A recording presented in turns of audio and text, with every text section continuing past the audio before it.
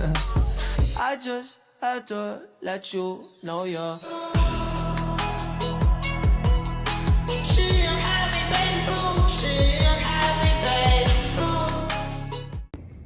Apa itu reksadana?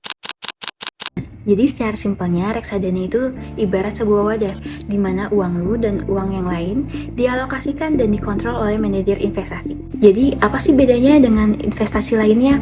Jadi kalau misalnya di saham, lo harus menganalisis sendiri dan itu cukup lumayan rumit. Nah, kalau kripto itu tuh naik turunnya sangat cepat seperti roller coaster.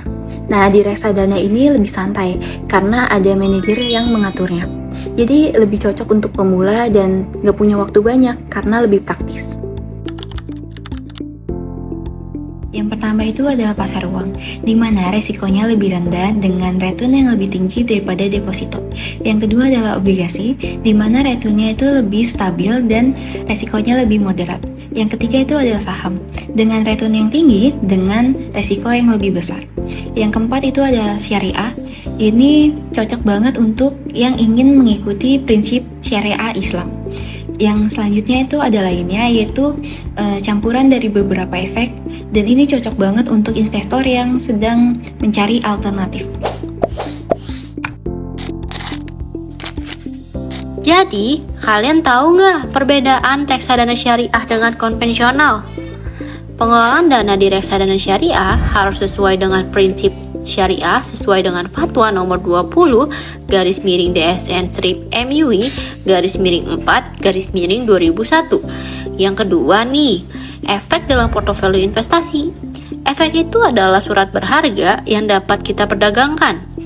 Yang ketiga adalah mekanisme pembersihan unsur non-halal. Jadi, reksadana syariah itu memungkinkan terjadinya keuntungan-keuntungan yang tidak sesuai dengan konsep syariah.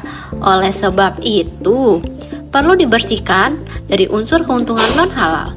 Yang terakhir adalah adanya keberadaan Dewan Pengawas atau DPS.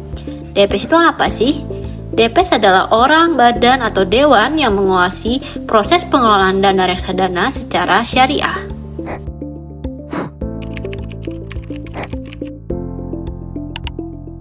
Grafik ini menunjukkan pergerakan nilai ketiga reksadana selama 3 tahun. Setiap warna mewakili reksadana yang berbeda.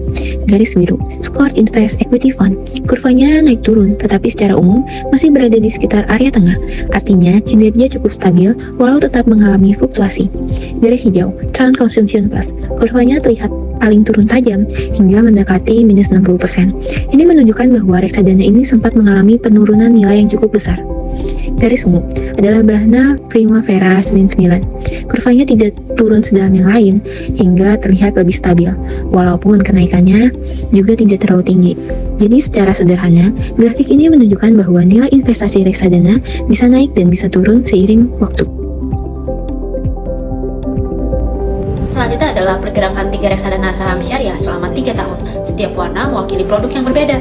Yang pertama adalah garis biru. Garis biru mewakili trim syariah saham, terlihat sempat naik turun sekitar angka 0%. Lalu menjelang akhir periode, naik sangat tajam hingga lebih dari 300%. Ini menunjukkan bahwa periode terakhir kinerjanya sangat kuat. Selanjutnya adalah garis hijau. Garis hijau mewakili mandiri investasi atraktif syariah. Pergerakannya cukup stabil di awal, sempat menurun sedikit, lalu naik di akhir periode hingga 60%.